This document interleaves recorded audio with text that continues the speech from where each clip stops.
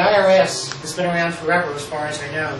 Even prior to the country being formed, the IRS probably existed. And this approves and regulates our income for custodians. We feel that way, though. Now, Richard Nixon. Okay. Richard Nixon on December 30th of 1970. This is not in your slides. Oh, okay. My mom keeps finding things. I actually find things that if I print your paperwork out, that's pretty much it. But there's a lot of new things in here you haven't seen. This is really important because there's a claim that SIPC is not really insurance. You'll hear this in the tape coming up in just a bit. But here's what Richard Nixon said. He said, I am signing today the Securities Investor Protection Act of 1970. This legislation establishes the Securities Investor Protection Corporation, a private, non-profit corporation which will insure the securities and cash left with brokerage firms by investors against loss from financial difficulties or failure of the firms. Protection is provided up to an aggregate of $50,000 per account with a limit of cash coverage of $50,000. Well, the new numbers are $500,000 and $100,000. It is insurance, is what Richard Nixon said. Yeah.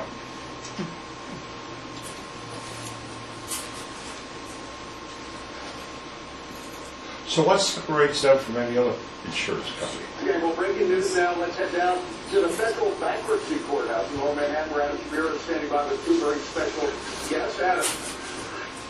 Yes, we have an exclusive interview with Irving Picard, the court-appointed trustee in the Madoff case, along with his representative, his attorney, also from Baker Hostetler, David Sheehan. We've just come out of the hearing over this fight over net equity between the Madoff victims as well as the trustee. Mr. Picard, let me start with you. Seems to be, this argument over whether civic funds are insurance or an advance on funds that ultimately a trustee would recover. Is that really what's at the heart of this? It seems to be. Although we do not believe that the statute, when you look at it, says that the up to $500,000 in this case is insurance. The way it works is that you have to allow a claim, and if the claim is allowed for, say, $500,000, the customer in this case could get up to $500,000, and the claim would be completely covered. If the person had a claim of $1 million and it was allowed, the customer would get $500,000, and then out of the recoveries would get an additional amount, but that percentage is figured on the $1 million claim, not on the $500,000 that's left. So the civic money is in advance to the customer so that the customer can have money and not have to wait until we're in a position to make a distribution. Brokers often say, and I've had my own broker say this to me, you're covered, you've got civic insurance. So you're under the perception of insurance like with house insurance. If the house burns down and you have replacement value, they rebuild the house. That's not what civic is. That's correct. So Mr. Sheen, let me start with you. So if I put $1 in with Mr. Madoff years and years ago, and that dollar grew to $20, and then he became a fraud, and he told me I had $100. What you're saying is that we have to base your claim on the $1, not the $20 that might have grown legitimately, or the $100 that Madoff fraudulently told me? No, it would be the 20. We would give credit for the legitimate increase if you made actual investments and the profit was achieved to $20. The $80 difference between 20 and 100 would be disallowed because that was all fictitious profits. So that argument that one of the attorneys made earlier on that you have to determine when he became a fraud or not, is that a relevant argument? Well, I think it's highly relevant and one we agree with. As a matter of fact, we're going through all the books of records now to take it back as far as we can. We're into the 1980s at this point, but still looking, still researching. Everything we found through that date still demonstrates that it was a fraud, that there were no securities purchased. Well, let's assume that we get to a date, 1983, and we cannot penetrate further back. We will, as my adversary said today, give credit for that amount at 1983 because we have no reason to question it. So we will make the assumption that the trading was accurate, that the profits were fairly made, and they will get paid that amount. David Sheehan and Irving Picard, thank you very much for joining us exclusively on Fox Business. We're going to throw back to you.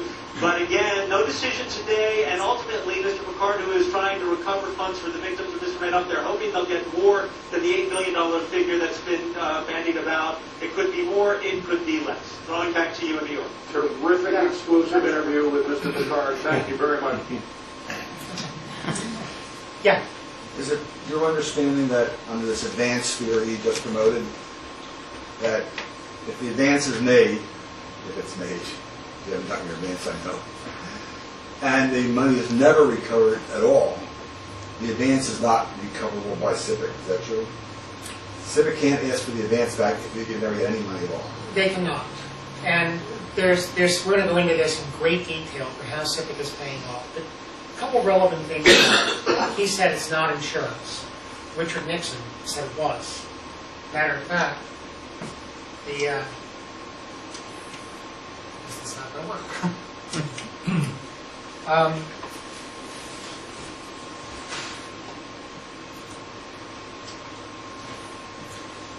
Richard Nixon said it was insurance, which was insured. There's other things that I'll bring up later that shows insurance. The other thing he said is we're going to base it on the allowable claim. Well, what's an allowable claim? Well, an allowable claim, we know, is whatever you initially put in.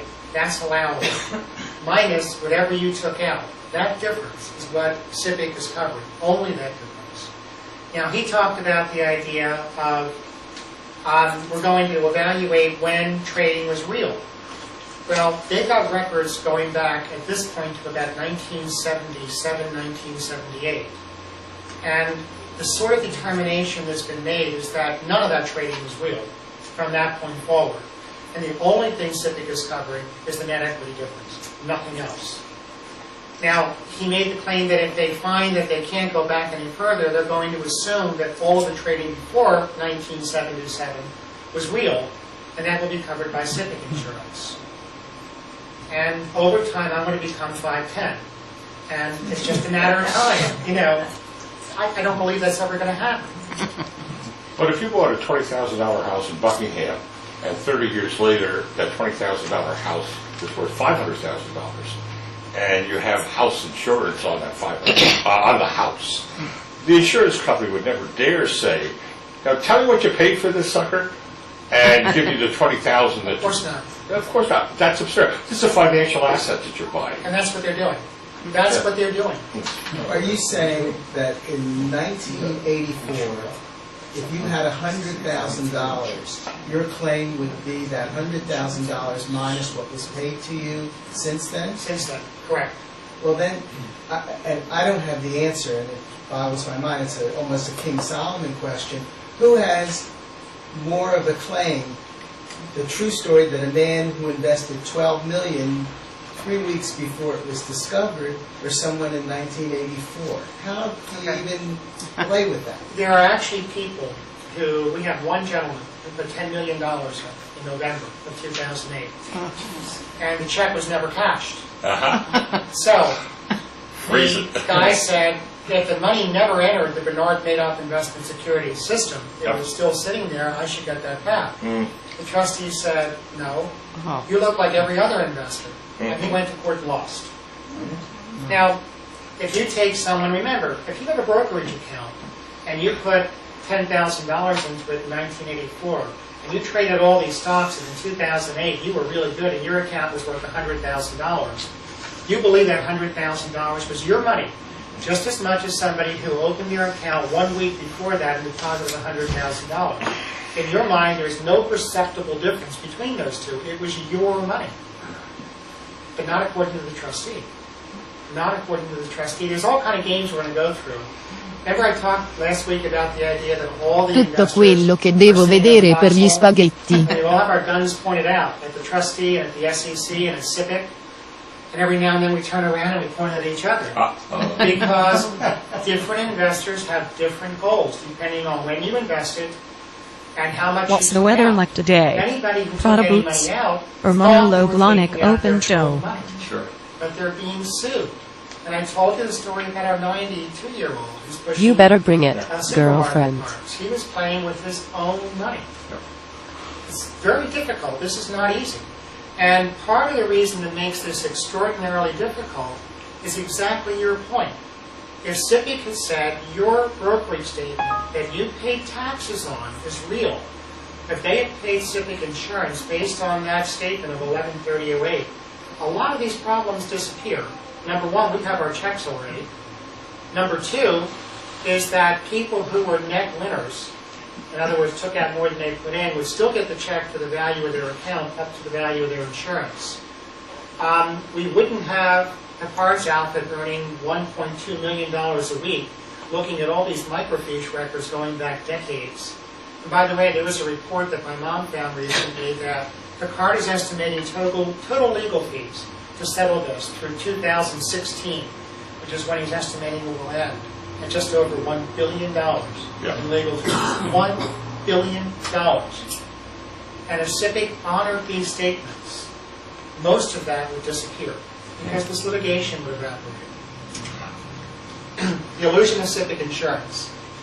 SIPC is not considering any of the gains that you accumulated over decades as real money. Just like your point about a house that you bought for $20,000 and appreciated to $100. It's not real. If your home insurance did that, you would burn the company's plates down. If you buy a house for $20,000, insured for property damage, fire insurance, and so forth, $20,000, and you never up the insurance. Of course not. Same thing with title insurance. If you never up your title insurance, you're I not don't gonna get- think any insurance company will allow you to carry homeowners insurance, especially with replacement value where you didn't increase the value of the home. Well, you Yeah. carry 80%. Yeah, you can, but the thing is, whatever insurance you carry is what you would expect to be reimbursed. But you have to up it, though. You have to up it. Well, Otherwise, Richard they're Nixon covered. started the SIPC plan with $50,000 worth of insurance to get up to $500,000 over the course of 40 years to cover the cost of inflation and what have you. People thought you had $500,000 worth of insurance. If you bought homeowners insurance and you upped it, you would think you had it. Yeah. Well, then the question, of course, is the SIPC fees to their constituents, the brokerage houses. And if in fact SIPC is owned by the brokerage houses do not have any obligation to screw themselves. So what will happen, is if SIPC is owned by the brokerage houses, which I suspect it is, It's not. It's an independent nonprofit. I suspect when you drill down on the suits that are sitting on the board and the suits that are sitting on the ownership, like the Federal Reserve System, you will find the Jamie Dimons of the world. Well, you have to remember, the money for SIPC comes from the brokerage industry. It's a fee. It was a $150 a year fee. It's currently 0.25% of assets. So a place like a Merrill Lynch went from $150 to about $3 million a year Yeah. in coverage. Anyway, SIPC doesn't consider any of these gains real, but the IRS does. They collect the taxes Sure. on those falsified 1099s for 40 years. We also have a big difference in the treatment of direct investors versus indirect. If you had a brokerage account with Bernard Madoff, as we did, a direct account in your own name, you are covered by SIPC insurance eventually. If you invested through a feeder fund, a mutual fund, SIPC covers that feeder fund as a SIPC recipient entitled to $500,000. And if that feeder fund had 10,000 investors, all 10,000 will share that $500,000. There's a reason for that, and that is when SIPC was created, mutual funds were a tiny player in the market. And Congress did not specifically stipulate that a customer in a mutual fund was a SIPC customer. As far as I know, they've never dealt with this before, but in the Madoff situation, because there's so many of them and so much money, SIPC has determined that feeder funds are not customers. We're going to talk about that in great detail for the implications of that and the litigation that has occurred because of that. SIPC, again, is looking at Madoff's records over the decades to determine how much everyone took in and how much he took out. They are not believing any of the records that individual investors have sent in. They are only looking at records that were in Madoff's files on the microfiche and through the Chase Manhattan 703 account. And that is taking a huge amount of time. Any monies that you took out over the past 6 years before the fraud was discovered are subject to clawback. Even if you were a net loser, the trustee has the right to pull back any money